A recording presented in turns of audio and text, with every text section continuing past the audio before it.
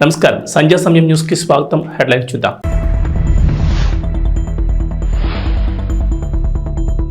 రేవంత్ రెడ్డి సర్కార్ big twist, అర్హులకు మాత్రమే ఇందిరమ్మ ఇండ్లు.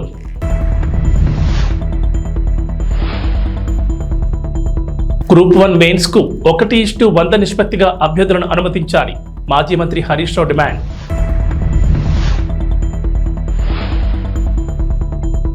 ఆంధ్రప్రదేశ్ అసెంబ్లీ సమావేశాలకు ముహూర్తం, ఆ రోజే కేబినెట్ భేటీ.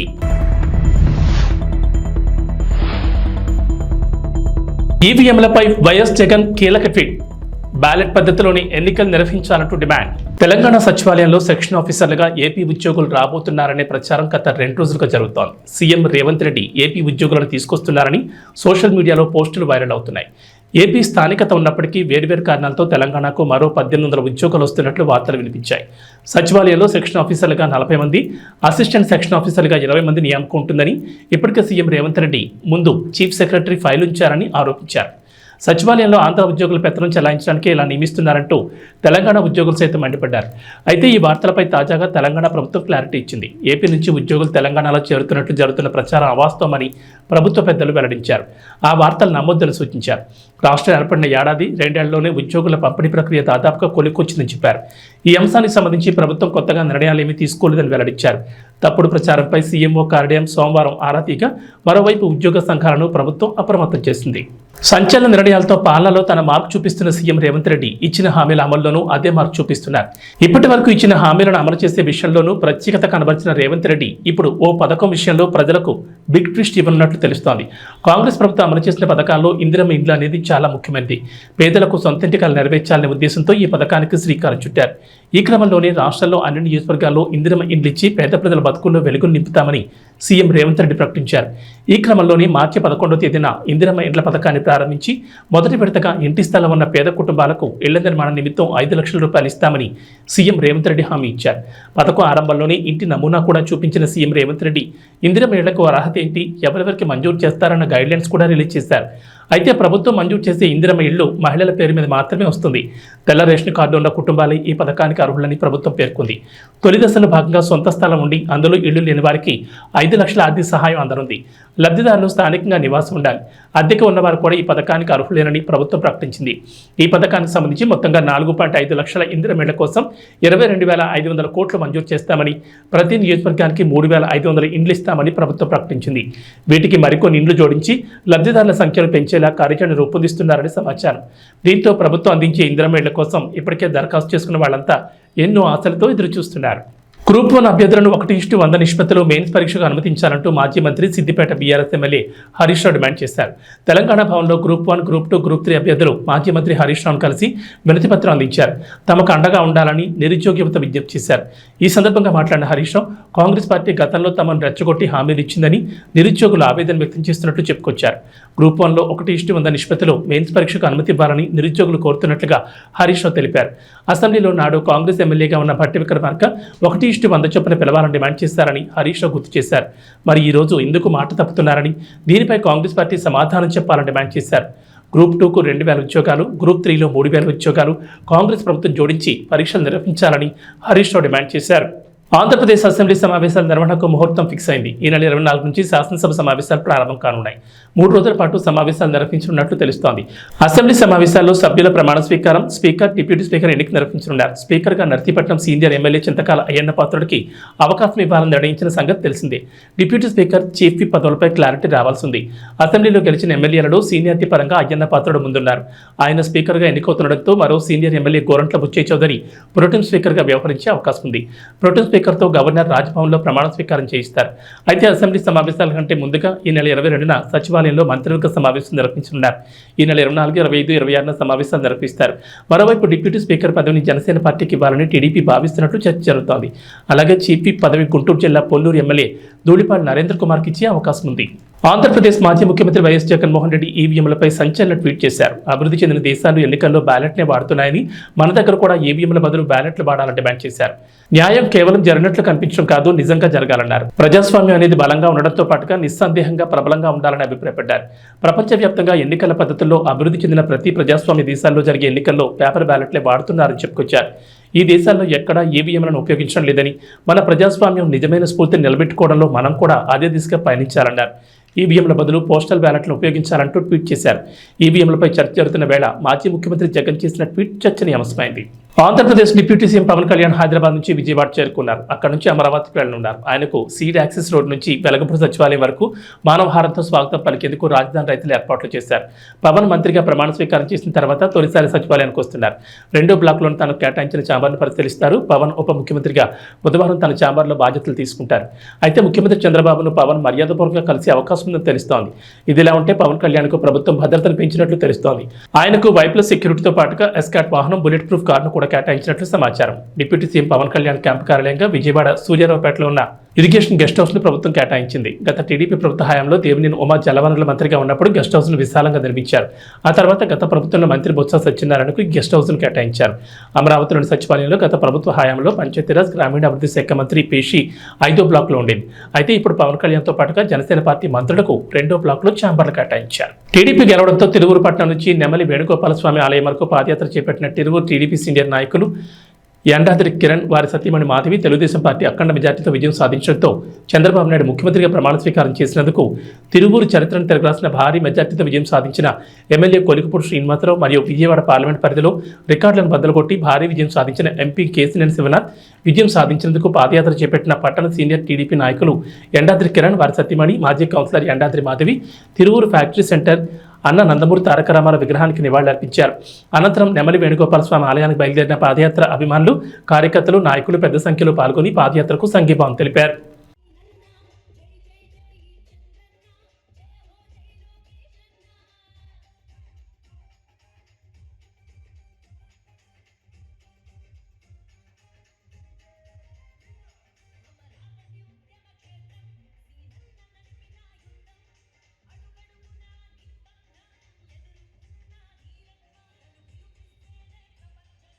డిప్యూటీ సీఎం పవన్ కళ్యాణ్ కు ప్రభుత్వం భద్రత పెంచింది. ఆయనకు వైప్లస్ సెక్యూరిటీతో పాటు ఎస్కాట్ బుల్లెట్ ప్రూఫ్ కారును కేటాయించింది. కాగా ఇవాళ సచివాలయం వెళ్లనున్న పవన్ తన ఛాంబర్ను పరిశీలించనున్నారు. రేపు ఆయన డిప్యూటీ సీఎంగా బాధ్యతలు స్వీకరిస్తారు.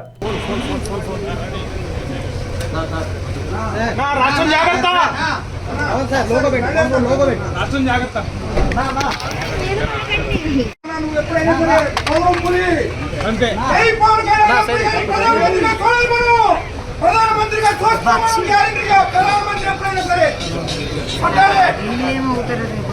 అదేనా సమరం పులి.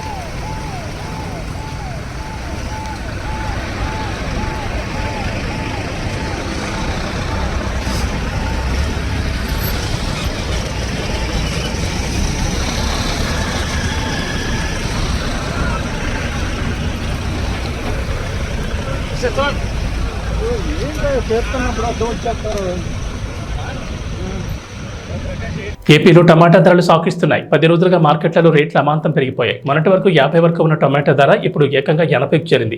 అన్నమయ్య జిల్లా మదనపల్లి వ్యవసాయ మార్కెట్లో సోమవారం కిలో టమాటా ధర అత్యధికంగా 80 పలికింది. సోమవారం బక్రీద్ కావడంతో రైతులు తక్కువ పంటను మార్కెట్ తీసుకొచ్చారు. వారం రోజులుగా అత్యధిక ధర 64గా ఉంది. సోమవారం మాత్రం 70 నుంచి 80 వరకు పలికింది. అదే బి గ్రేడ్ టమాటా అయితే కేజీ 50 నుంచి 68 వరకు పలికింది. దేశవ్యాప్తంగా వర్షాలు కురుస్తుండటంతో పంట దిగుబడి తగ్గింది. దీనికి తోడు ఇతర రాష్ట్రాల్లోని మార్కెట్ల పరిధిలో సరుకు తగ్గడం ధరలు పెరగడానికి కారణాలుగా చెప్తున్నారు. మదనపల్లి మార్కెట్లో ధర పెరుగుతోందని అధికారులు చెప్తున్నారు. ప్రభాస్ కల్కి 2898 ఏడి రిలీజ్ డేట్ దగ్గర పడుతోంది. ఇలా విడుదల తేదీ దగ్గర పడుతుంటే సినిమా ప్రమోషన్స్ పీక్స్ లో చేస్తూ ఆడియన్స్ లో మరింత బజ్ ను హైప్ ను క్రియేట్ చేయాలి. ప్రమోషనల్ ఇంటర్వ్యూలు, వీడియోలు, ఈవెంట్లు నిర్వహిస్తుండాలి. కానీ కల్కి టీం సైలెంట్ గా ఉంటుంది. భైరవ అంతం అంటూ ఫస్ట్ సింగిల్ మీద హంగామా చేశారు. చెప్పిన టైంకి విడుదల చేయకుండా అభిమానుల ఆగ్రహానికి గురయ్యారు. ఇలా ప్రమోషన్స్ అప్డేట్లు సరిగ్గా చేయక కల్కి మీద నిరాసక్తి కలిగేలా చేస్తున్నారు. కల్కి 2898 ఏడి మూవీ నుంచి ఇప్పటి వరకు వచ్చిన కంటెంట్ అయితే పర్వాలేదనిపించేలా ఉంది. బుజ్జి భైరవ అంటూ వదిలిన యానిమేషన్ ఎపిసోడ్స్ అమెజాన్ ప్రైమ్లో బాగానే ఆకట్టుకుంది. బుజ్జి కారుతోని ఇప్పటి వరకు ప్రమోషన్స్ చేస్తూ వచ్చారు. చెన్నై, ఢిల్లీ ఇలా ప్రధాన నగరాల్లో బుజ్జిని రైడ్ చేస్తూ అక్కడ జనాల్ని ఆకర్షిస్తున్నారు. అనకాపల్లి గవరపాలెం శతకంపట్టు శ్రీ కనకదుర్గ అమ్మవారి ఆలయంలో సప్తమ వార్షికోత్సవం సందర్భంగా భోగాపురపు వెంకటరమణ ఆధ్వర్యంలో ఆలయ సప్తమ వార్షికోత్సవ వేడుకలు ఈ నెల 17, 18, 19 తేదీల్లో ఘనంగా జరుగుతాయని ఆలయ వ్యవస్థాపకులు పిబి రమణ తెలిపారు. మంగళవారం దుర్గా మల్లేశ్వర స్వామివారి హోమం మరియు గోపూజ ఆలయ మండపంలో ఘనంగా జరిగింది. కాండ్రేగల్ నాయుడు, భాగ్యలక్ష్మి దంపతుల సౌజన్యంతో హోమం మరియు గోపూజలు, కుంకుమ పూజలు నిర్వహించారు. ఈ కార్యక్రమంలో ఆలయ చైర్మన్ కది సన్యాసి నాయుడు, ఆలయ కమిటీ సభ్యులు, గౌరీ పరమేశ్వర్ల కమిటీ సభ్యులు, మరిదిమాంబ కమిటీ సభ్యులు తదితరులు పాల్గొన్నారు.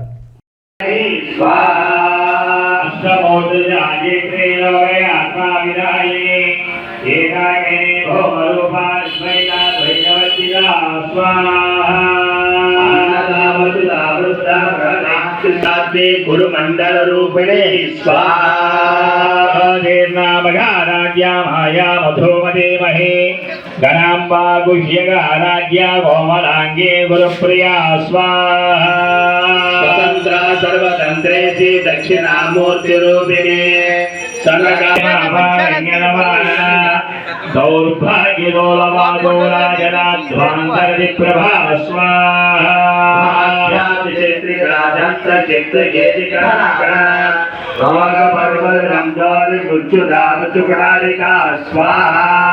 महेश्वरे महाकाले महाग्रासा महासना अपर्णा चिंडिका चंडमुंडा सुविशोधने स्वाहा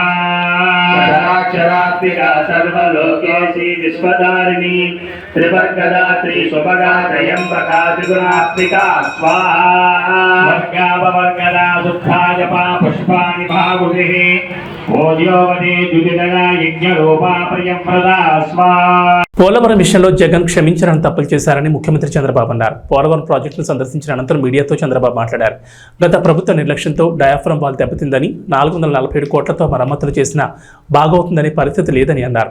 సమాంతరంగా డయాఫ్రమ్ వాల్ కడితే 990 కోట్లు ఖర్చు అవుతుందని, పోలవరం విషయంలో జగన్ క్షమించాలని తప్పులు చేశారని అన్నారు. మనం ఆ రోజు ఈ యొక్క డయాఫ్రామ్ వాల్ మీరు ఒక్కసారి చూస్తే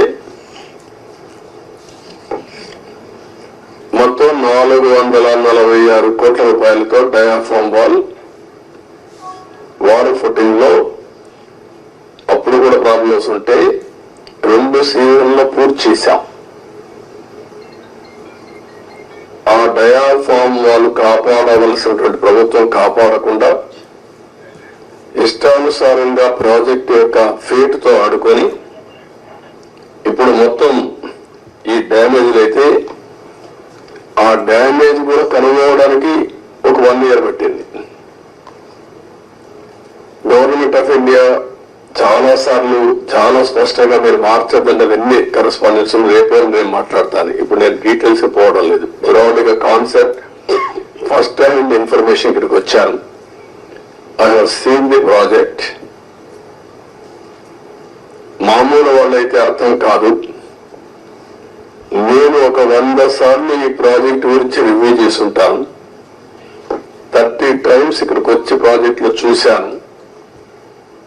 అడుగున అన్ని నిర్ణయాలు నేను భాగస్వామిని అర్థం చేసుకోగలిగాను. ఈరోజు ఒక పక్కన డయాఫ్రామ్ వాల్ 3 bits లో పోతే ఇప్పుడు ఆల్టర్నేటివ్స్ ఏంటంటే మీనవేషాలు లెక్కేసే పరిస్థితికి వచ్చారు. ఇందులో ఆ 2 బిట్లు కానీ ఎక్కడికక్కడ ఒక parallel D wall diaphragm wall బయటికి ఎక్కడ డ్యామేజ్ అయిందో దానికంటే ముందు ఒక ప్యారలల్ గా పెట్టి దాన్ని కవర్ చేస్తే 447 కోట్లు అవుతుంది. మామూలుగా మనం ఖర్చు పెట్టింది 446 కోట్లు. ఇప్పుడు రిపేర్ చేయడానికి 447 కోట్లు. ఓకే, మొత్తం కానీ అప్పటికి కూడా గ్యారంటీ లేదు. ఈ డయాఫ్రామ్ వాల్ ఈ ప్యారల్ గా 447 కోట్లు ఖర్చు పెడితే మిగిలిన భాగం అంతా పర్ఫెక్ట్ గా ఉంది, ఇంక ఇబ్బంది లేదు అనే పరిస్థితి లేదు. కాదు, మొత్తం డయాఫ్రామ్ వాల్ ప్యారల్ గా కట్టాలంటే 990 కోట్లు. ఇది ఒక భాగం. కాఫర్ డ్యాములు పైన కాఫర్ డ్యామ్ ఉంది, కింద ముందర కాఫర్ డ్యామ్ ఉంది. 550 కోట్ల రూపాయలతో పైన గంజాయి అమ్మకాలను తక్షణమే ఆపేయాలని, లేదంటే తీవ్ర పరిణామాలుంటాయని హోంమంత్రి అనిత హెచ్చరించారు. గంజాయి అంతు తేల్చేందుకు మంత్రిగా బాధ్యతలు తీసుకోకముందే సమీక్ష చేశానన్నారు. విశాఖను గంజాయికి రాజధాని చేశారని, 3 నెలల్లో అక్కడ గంజాయి లేకుండా చేస్తామని స్పష్టం చేశారు. వారం రోజుల్లో టోల్ ఫ్రీ నెంబర్ ఇస్తామని, గంజాయి ఎక్కడ కనిపించిన సమాచారం ఇవ్వాలని కోరారు. ఇన్ఫర్మేషన్ నిజమైతే నగదు బహుమతి ఇస్తామన్నారు. తెలుసు మనం ఎంత దారుణమైన సిచ్యువేషన్ అంటే, అరే గంజాయి ఈ రోజు వరకు నిర్మూలన చేయడానికి 5 సంవత్సరాల కాలంలో కనీసం ఒక రివ్యూ కూడా పెట్టలేదంటేనే విచ్చలవిడితనం ఎక్కడ పెరిగిందో మనకు అర్థమవుతుంది.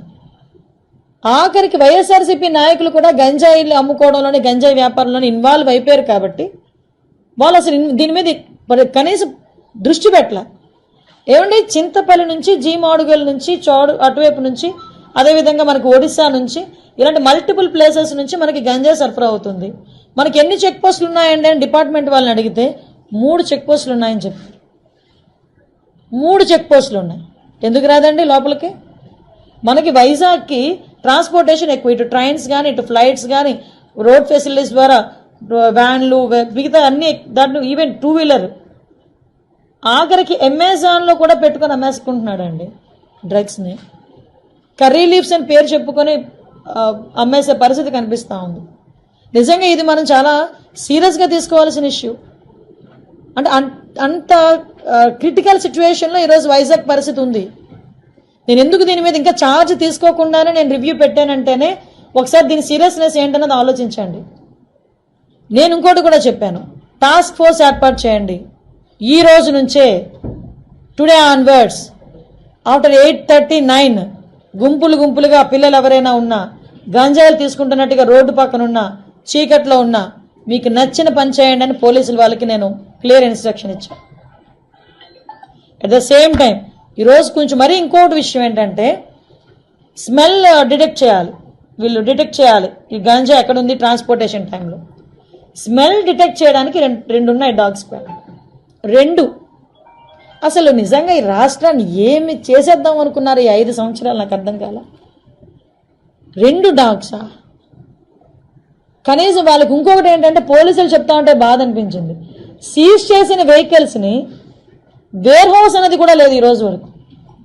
జోగులాంబ గద్వాల జిల్లా అలంపూర్ నియోజకవర్గం రాజోలి మండల పరిధిలోని పచ్చర్ల గ్రామం నుంచి మాంతోటి గ్రామానికి చదువుకోవడానికి విద్యార్థులు ప్రతి సంవత్సరం దాదాపుగా 60 నుంచి 70 మంది విద్యార్థుల వరకు వెళ్తుంటారు.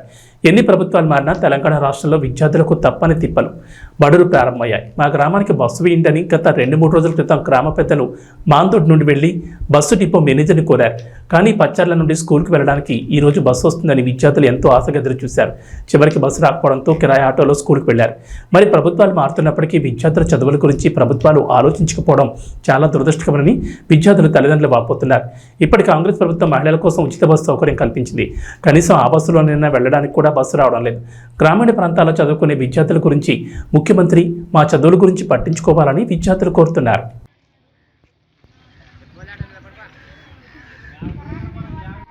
Tirupati east SI Maheshwar Reddy media సమావేశం ఏర్పాటు చేశారు. ఈ సందర్భంగా మాట్లాడుతూ తిరుపతి రోబో బార్లో రింగ్ పోగొట్టుకున్న మరుసటి రోజు బార్ యజమానితో పాటు బాధితులు స్వీపర్ను విచారించామన్నారు. జయరామరెడ్డి ఫిర్యాదుతో మేము స్పందించామన్నారు. ఓ కూలీని 3 రోజుల పాటు విచారణ చేశాం. అక్కడే పనిచేసే ఓ వ్యక్తి ఉంగరాన్ని తీసుకున్న మాట వాస్తవమే. అందులో ఎక్కువ రాళ్లు ఉండడంతో నకిలీదని గుర్తించి చెత్తపొట్ల వేసినట్లు చెప్తున్నాడు. ఫిర్యాదు మేరకు క్రైమ్ ఐపీసీ కేసు నమోదు చేశాం. కేసు విచారణ దశలో ఉందని తిరుపతి ఈస్ట్ సీఐ మహేశ్వర్ రెడ్డి వెల్లడించారు. పోలీస్ స్టేషన్లో జయరామరెడ్డి అనే ఒక వ్యక్తి మా దగ్గరకు వచ్చి అప్రోచ్ అయినది వాస్తవమే. ఈ రోబో బార్లో వాళ్ళు డిన్నర్ చేశారు. ఆ టైంలో ఉంగరం తీసి టేబుల్ మీద పెట్టి డిన్నర్ అయిన తర్వాత వాళ్ళు అక్కడి నుంచి వెళ్ళిపోయారు. మరుసటి దినము వాళ్ళకు గుర్తుకొచ్చి ఈ ఉంగరము నేను రోబో బార్లో మర్చిపోయాను అని తెలుసుకొని అక్కడికి వచ్చి చెక్ చేస్తారు. చెక్ చేసిన తర్వాత వాళ్ళ దృష్టికి ఒక బుజ్జి అనే ఒక స్వీపర్ దాంట్లో క్లీన్ చేసే ఒక అబ్బాయి దగ్గర ఉంగరం ఉన్నట్లు వాళ్ళు గుర్తిస్తారు. దానివల్ల వాళ్ళు అతన్ని బార్ రెస్టారెంట్ ఓనర్లు మరియు ఈ కంప్లైంట్ ఇద్దరు కలిసి విచారిస్తారు. అతను ఆ ఉంగరం తీసుకున్నది వాస్తవమే, దాన్ని డస్ట్బిన్లో పడేశాను నేను అని చెప్తాడు. దాని మీద వాళ్ళు అన్ని రకాల విచారించారు. మేము కూడా విచారించాము. అతను అడ్మిట్ కాలేదు. నేనైతే తీసుకున్నది వాస్తవం సార్. రాళ్ళు ఉన్నందున ఇది నకిలీదని నేను డస్ట్బిన్లో పడేశాను. అది మున్సిపాలిటీ వాళ్ళు తీసుకుపోయారు అని అతను దాదాపు ఒక 3-4 రోజులు అతన్ని మేము విచారించింది వాస్తవం. అయిపోయిన తర్వాత విచారణ అయిపోయిన తర్వాత అది కేసు నమోదు చేశాము. అది విచారణలో ఉంది. అంతకు తప్ప ఇందులో ఎలాంటి వీళ్ళు చెప్పే విషయాలన్నీ ఎక్కడ మేము మాట్లాడలేదు. మేము ప్రతి కంప్లైంట్కు గౌరవిస్తాం. ఎక్కడ ఈ కేసులో అయితే కేసు నమోదు చేశాం. క్రైమ్ నెంబర్ 9/24 విచారణ జరుగుతుంది. దీంట్లో ఏమన్నా మూలాలు ఉన్నా అన్ని విచారించి దాని చట్టపరమైన చర్యలు తీసుకుంటాం. మోపిదేవి ప్రెస్ క్లబ్ సభ్యుల సేవలు అభినందనీయమని తహసీల్దార్ మేడపాటి శ్రీవిద్య కొనియాడారు. మండల కేంద్రమైన మోపిదేవిలో ప్రెస్ క్లబ్ పర్యవేక్షణలో ఎస్ఆర్వైఎస్పీ జూనియర్ కళాశాల పూర్వ విద్యార్థుల సంఘంల సంయుక్త ఆధ్వర్యంలో దాతల సహకారంతో ప్రారంభించిన మజ్జిగ పంపిణీ కార్యక్రమం మంగళవారం నాటికి 24 రోజులు చేరుకుంది. మోపిదేవి తహసీల్దార్ కార్యాలయ సిబ్బంది కాముని సంతోష్ సిద్ధు జ్ఞాపకార్థం, హైదరాబాద్కు చెందిన కాముని శ్రీనివాస్, పెద్దప్రోడుకు చెందిన కృతివెంటి పద్మావతి జ్ఞాపకార్థం, భర్త సత్యనారాయణమూర్తిల ఆర్థిక సహకారంతో మంగళవారం మజ్జిగ పంపిణీని తహసీల్దార్ శ్రీవిద్య ప్రారంభించారు. దాతల సహకారంతో మోపిదేవి మండలంలోని జర్నలిస్టులు భక్తులకు అందిస్తున్న సేవలు అభినందనీయమని ఈ సందర్భంగా తహసీల్దార్ శ్రీవిద్య కొనియాడారు. ఈ కార్యక్రమంలో ఆర్ఐ సునీల్, విఆర్ఓలు మూర్తి, బొడ్డు శ్రీనివాసరావు, జనసేన పార్టీ నాయకులు కోసూరు రామాంజనేయులు, దిడ్ల రమేష్, యార్లకట్ట రవీంద్రబాబు, పూర్వ విద్యార్థుల సంఘం ప్రతినిధి మోర్ల రాంబాబు, విలేకరులు కొండపల్లి శ్రీనివాసరావు, బీడీఆర్ ప్రసాద్, కందుల సీతారామయ్య, రెమ్మనపూడి సుబ్రహ్మణ్యం, మోపిదేవి రాఘవేంద్రరావు, పిరాటి తులసిరాం తదితరులు పాల్గొన్నారు.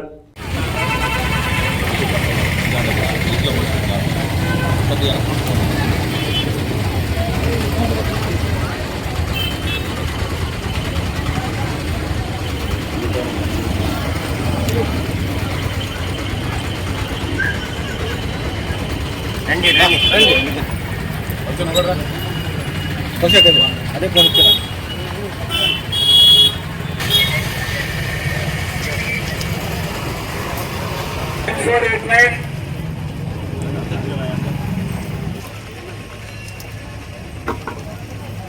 గ్లాసులు డ్రమ్లో వేయండి.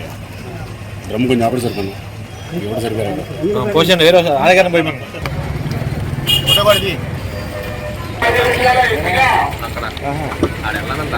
అక్కడ ఉన్నా అన్నాడు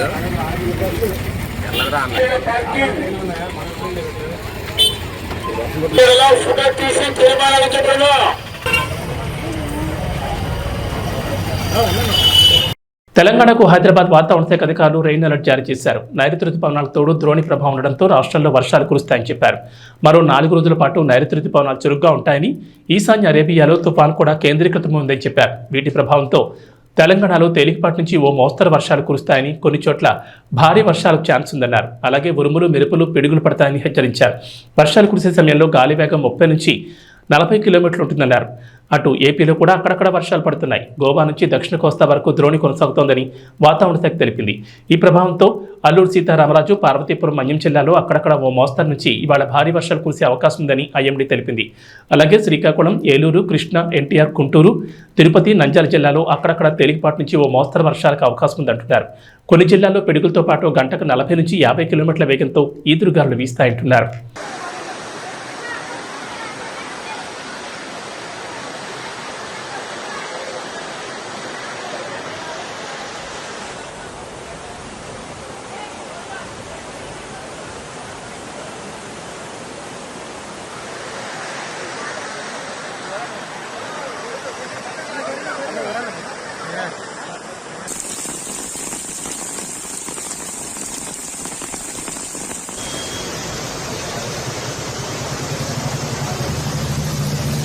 ఇవి బులెటిన్ విశేషాలు. నమస్కారం.